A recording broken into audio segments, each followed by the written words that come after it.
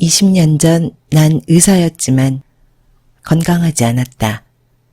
키 167cm, 체중 67kg, 혈압 95에 100, 당화혈색소는 6.7, 고혈압 환자였으며 동시에 당뇨 환자였다.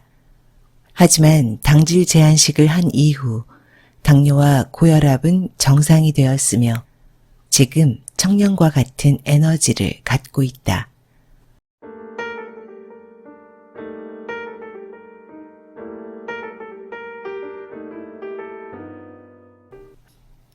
건강한 지식을 함께하는 세이버스입니다. 오늘 소개드릴 책은 뱃살이 쏙 빠지는 식사법, 저자 에베코지가 쓰고 더난 출판사에서 편했습니다. 부제는 20년간 비만과 당뇨병을 치료한 의사의 당질 제한식입니다. 대부분의 중년들을 고민하게 하는 것, 바로 뱃살입니다. 저자는 일본에서 최초로 당질 제한식 열풍을 불러일으킨 의사입니다. 저자가 알려주는 대로 당질을 제한하면 배부르게 먹어도 살이 찌지 않습니다. 비만을 걱정하는 사람도 짧은 시간 안에 정상 체중으로 빠집니다. 일상이 바빠 운동하지 못해도 체지방을 줄여줍니다. 면역력을 높여주며 건강을 지켜줍니다. 저자의 뱃살 빼기 필살기는 당질 제한과 1일 2식 식사법입니다. 그럼 저자의 생각을 들어보도록 하겠습니다. 저자 소개, 에베코지, 일본 최고의 당뇨병 전문의, 다카오 병원 이사장, 1999년 그의 형인 에베 요이치로와 함께 일본 최초로 당질 제한 연구를 시작했다. 2002년에 자신이 당뇨병 진단을 받고 당질 제한 식단으로 완치했다. 이후 본격적으로 당뇨병 치료 연구에 돌입해 비만, 대사증후군, 당뇨병 극복에 효과적인 당질 제한식의 체계를 확립했다.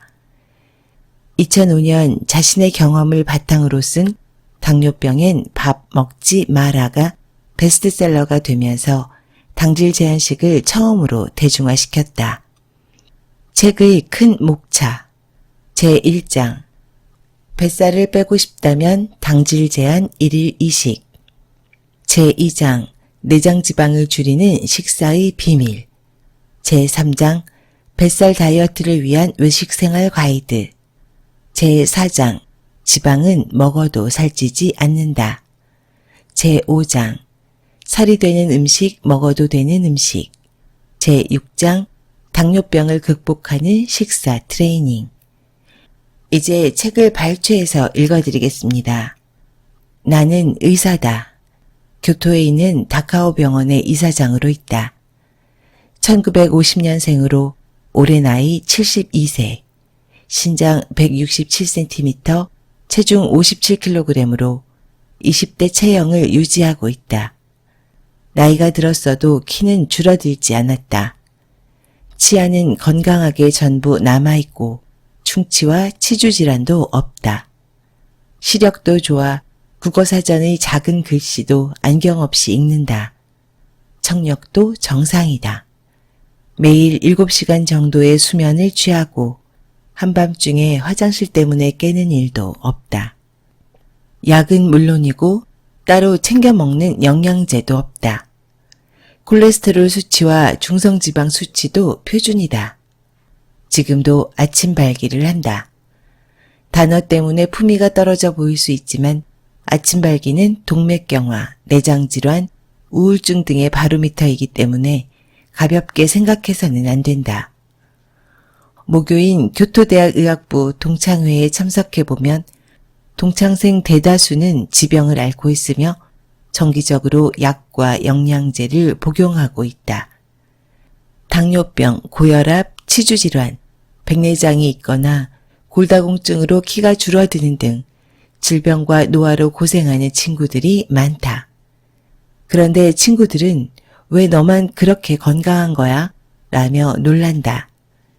건강의 비밀은 이 책에서 소개하는 당질 제한과 1일 2식으로 하루의 절반을 단식하는 식사 트레이닝에 있다. 내가 하는 운동이라곤 1, 2주에 한 번 정도 취미로 즐기는 테니스뿐이다. 거기에 평소에 자주 걸으려고 노력하는 정도다. 대사증후군, 고혈압, 당뇨병에서 탈출.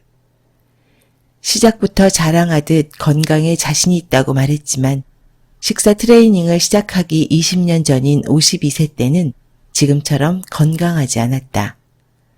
체중은 지금보다 10kg 많은 67kg으로 주변에는 내장 지방이 가득한 대사증후군을 앓고 있었다.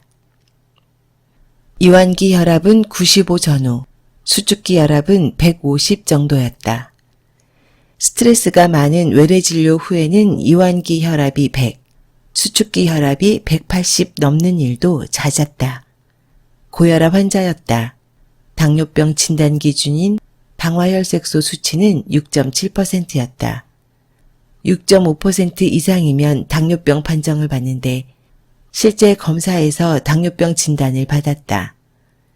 아버지는 당뇨병 합병증으로 77세에 다리를 절단했으며 80세에 심근경색으로 돌아가셨다. 아버지와 같은 길을 걷지 않기 위해 무엇이든 해야만 한다고 생각했다. 이런 생각이 당질 제한식과 식사 트레이닝을 시작한 계기가 되었다. 비만의 대사증후군, 고혈압의 당뇨병, 마치 걸어다니는 종합병원 같아 보이지만 당시에도 건강에 매우 신경을 쓰는 편이었다. 직업이 의사이다 보니 건강관리만큼은 철저하게 했다. 식단은 기본적으로 건강해 보이는 현미, 생선, 채소 위주의 식사를 했다. 현미와 정어리, 고등어 등의 어패류와 채소를 충분히 섭취하는 반면 고기나 기름진 음식을 멀리하는 식사법이다. 지금이야 당질 제한식의 선구적인 역할을 하는 다카오 병원이지만 예전에는 당질이 다량으로 함유된 현미, 생선, 채소 위주의 식사를 당뇨병 환자들에게 추천했다. 이런 식단의 식사를 제공하기 시작한 것은 1984년으로 일본에서 최초로 시도했다. 철저한 현미 채식을 실시했으며 부족할 수 있는 단백질과 비타민을 보충하기 위해 어패류와 닭고기를 추가했다. 환자에게 제공하는 음식이라면 나도 먹어야 한다고 생각해서 자연스럽게 현미, 생선, 채소 위주의 식사를 시작했다. 그때부터 좋아하던 라면과 우동을 끊고 즐겨 먹던 초콜릿까지 끊었다. 건강에 신경을 썼기 때문이다. 1년에 한 번은 단식도 했다. 단식은 예전부터 건강 증진 효과를 인정받아 왔다. 일주일에 2번은 취미인 테니스로 땀을 뺐고 일주일에 한 번은 헬스장에 가는 등 여러모로 신경을 썼다. 이렇게 꾸준히 운동도 했지만 체중은 계속해서 늘어났다. 내장 지방이 쌓이면서 혈압과 혈당치는 해마다 악화됐다. 건강관리에 힘썼는데 왜 건강이 나빠졌을까? 악화의 원인은 당질을 과도하게 섭취하는 데 있었다. 날씬한 체형과 건강을 유지하는 유일한 방법. 다카오 병원은 1999년 당시 병원장이었던 나의 친형 에베 요이치로가 일본에서 최초로 당질 제한식을 당뇨병 치료법으로 도입했다.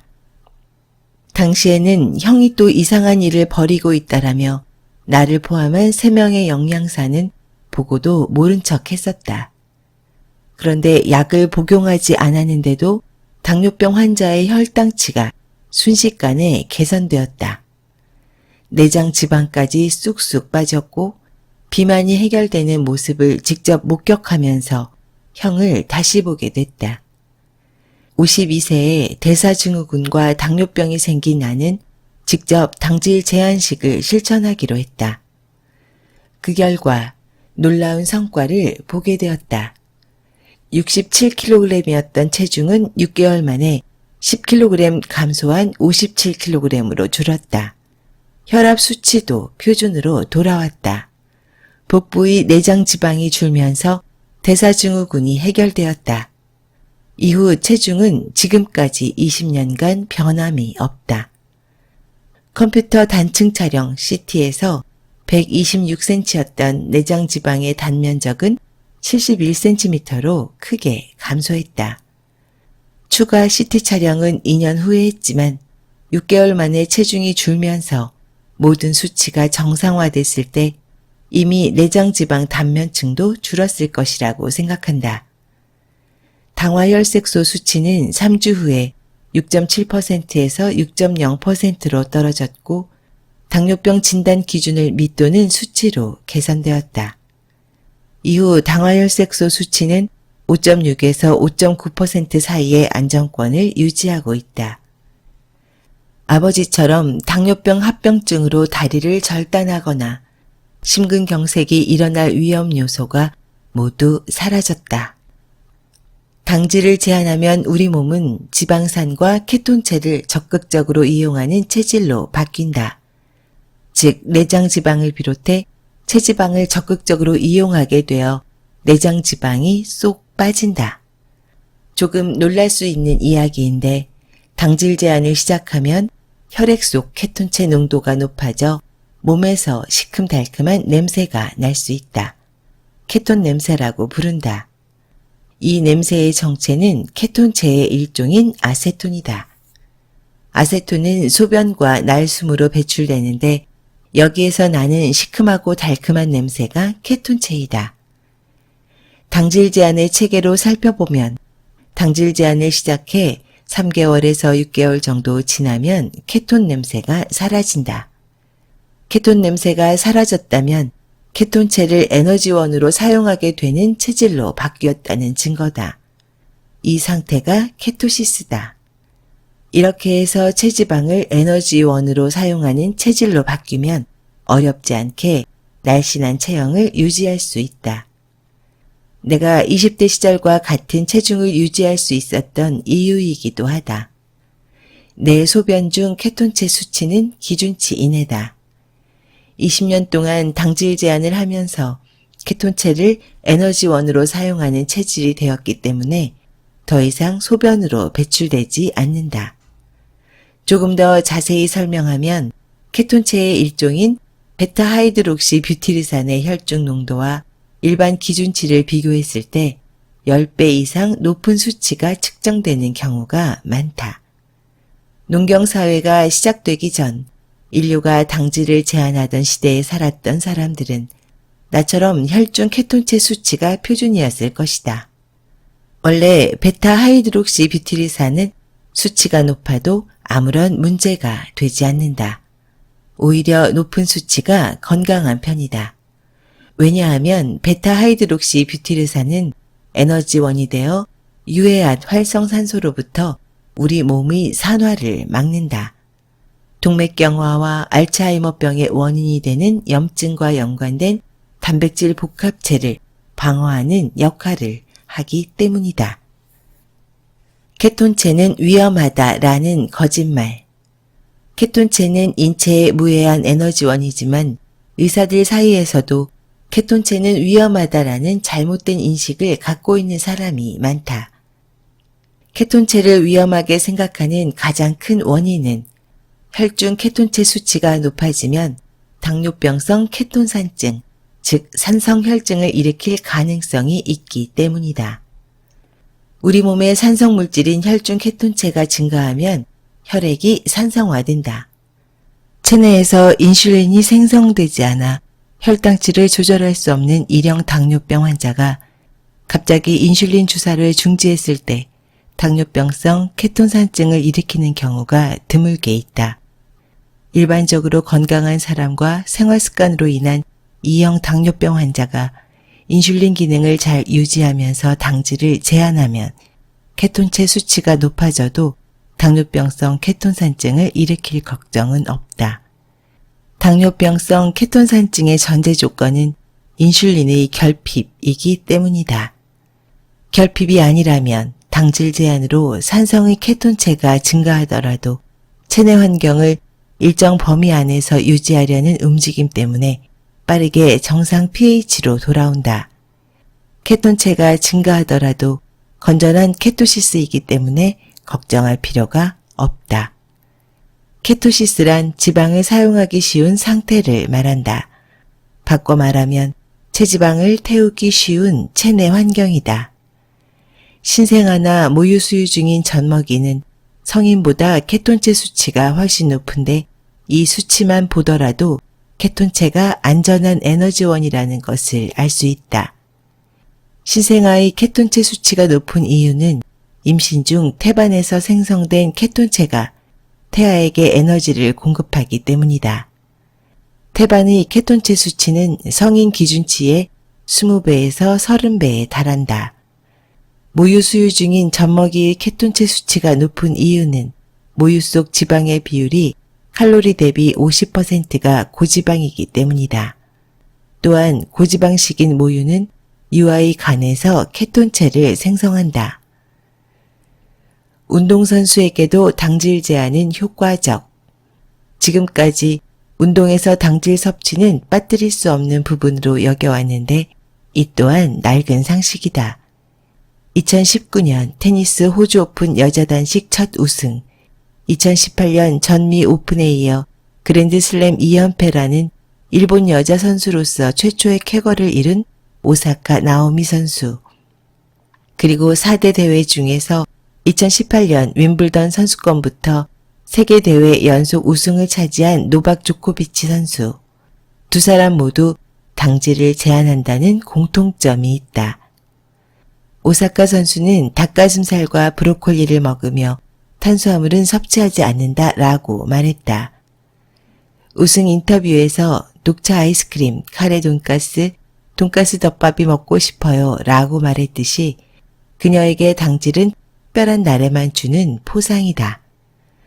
조코비치 선수는 글루텐 알러지인 셀리악병으로 밀가루를 섭취하지 않는 글루텐 프리 식단을 하고 있다. 운동을 하는 아침과 점심에는 당질을 섭취하지만 식사 후 운동을 하지 않는 저녁에는 당질을 제한한다. 다카오 병원의 영양사가 조코비치의 져서 이기는 식단, 챔피언을 만든 기적의 14일에 실려있는 저녁 메뉴를 계산했다. 그의 당질 섭취량은 약 15에서 35g 정도였다. 강도 높은 훈련과 시합의 연속인 프로 테니스계의 최정상급 남녀 선수가 당질을 제한하는 것을 통해 우리는 알 수 있다. 운동할 때 반드시 당질을 섭취해야 하는 것이 아니라는 것.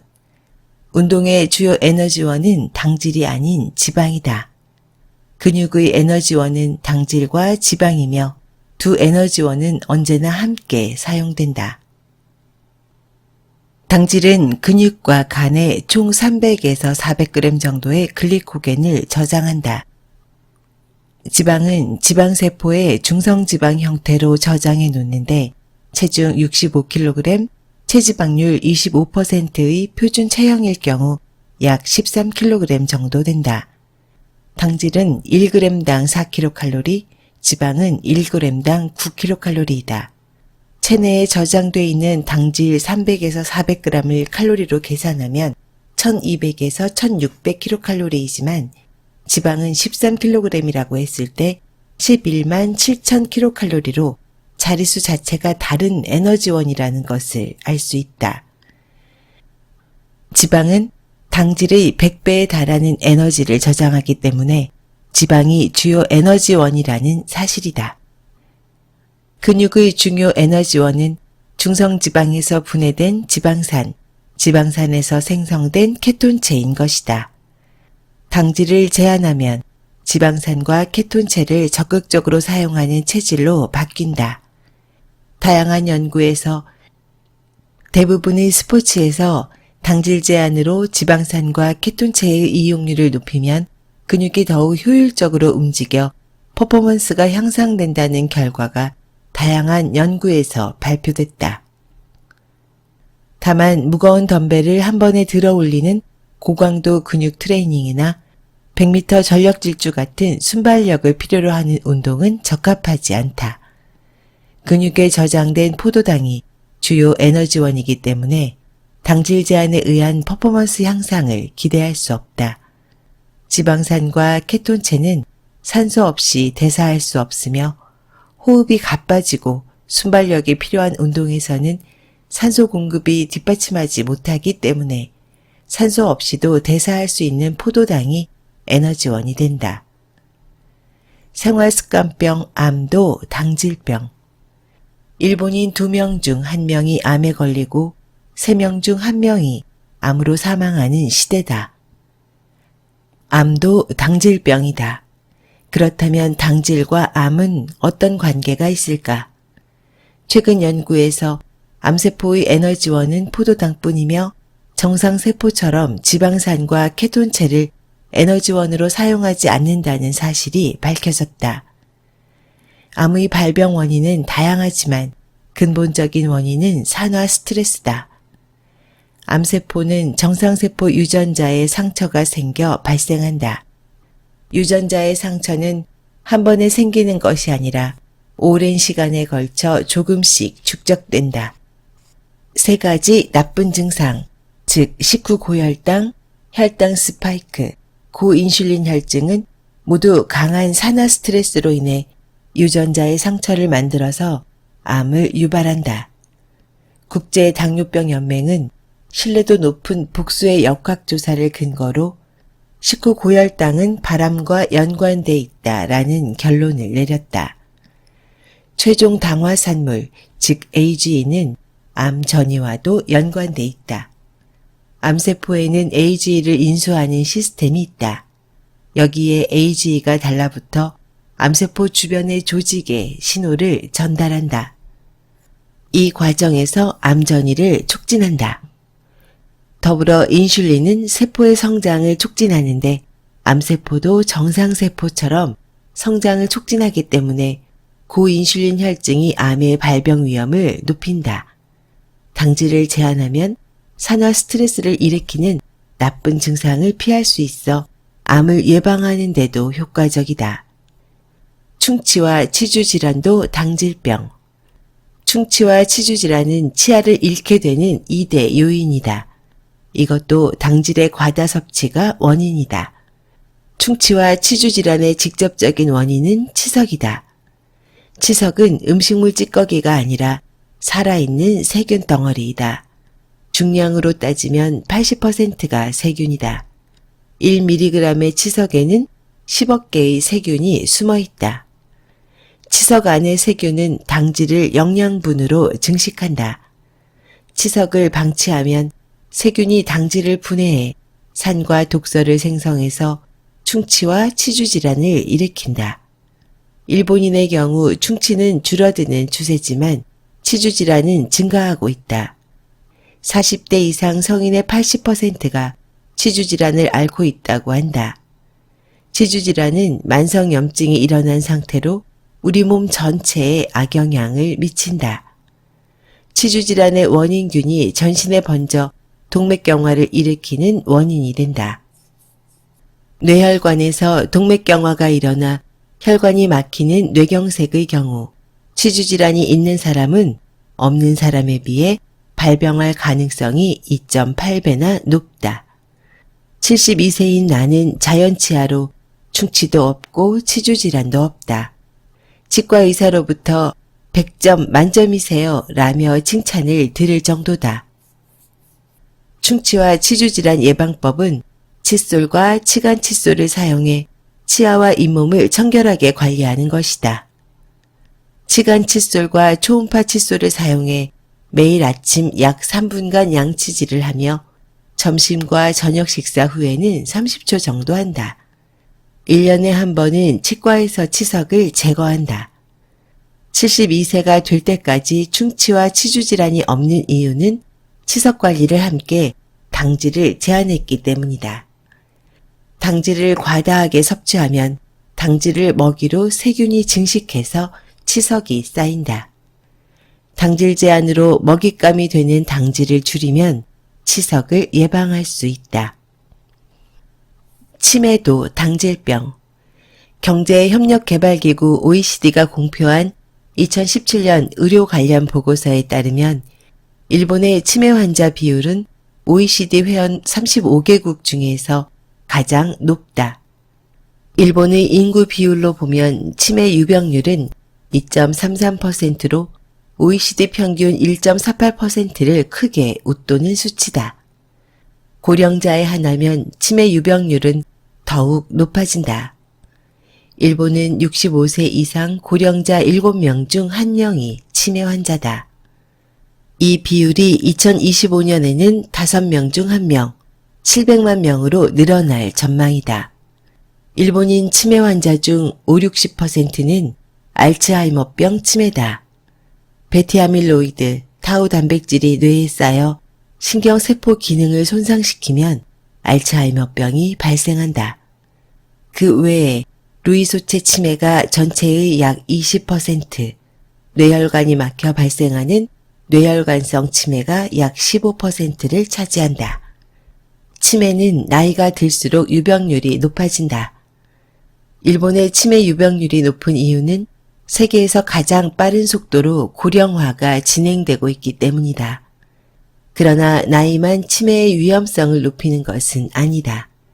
치매도 당질병의 일종으로 당질 과다 섭취가 치매의 위험을 높인다. 당질 과다 섭취로 고인슐린 혈증이 생기면 뇌 안에서 인슐린을 분해하는 효소가 바빠져서 알츠하이머병의 원인으로 알려진 베타 아밀로이드의 분해를 소홀히 하게 된다.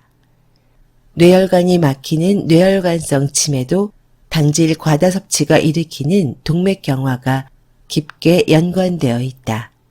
이를 뒷받침하는 데이터가 있다. 규슈 대학을 중심으로 후쿠오카현 히사야마정에서 실시하고 있는 히사야마정 연구다. 히사야마정에서는 1985년부터 2012년까지 65세 이상 주민 전체를 대상으로 총 5번의 치매 관련 조사를 실시했다. 총 5번의 조사에서 고령자의 치매 유병률은 6.7%에서 17.9%로 급증했다.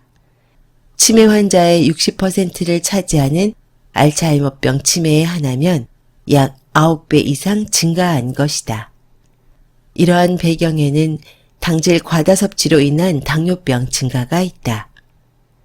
히사야마정 연구에서는 1988년부터 2002년까지 14년 동안 운동치료와 식사치료, 즉 당질을 제한하지 않고 칼로리만 제한하는 기존의 당뇨병 식단을 진행한 결과 당뇨병 환자를 증가시키는 엄청난 실패를 범했다. 당뇨병 환자의 비율은 남성이 15%에서 23.6%로 여성은 9.9%에서 13.4%로 남녀 모두 큰 폭으로 증가했다. 당뇨병 환자의 알츠하이머병 발병 위험은 그렇지 않은 사람의 약 2배로 기존 당뇨병 식단이 당뇨병 환자를 급증시켰다. 지금까지 에베코지의 뱃살이 쏙 빠지는 식사법의 일부를 읽어드렸습니다. 마지막으로 저자가 권하는 식사 트레이닝의 10가지 수칙을 말씀드리면서 오늘 방송을 마무리하겠습니다. 1. 당질을 줄인다. 한 끼 식사당 당질을 20g 이하로 한다.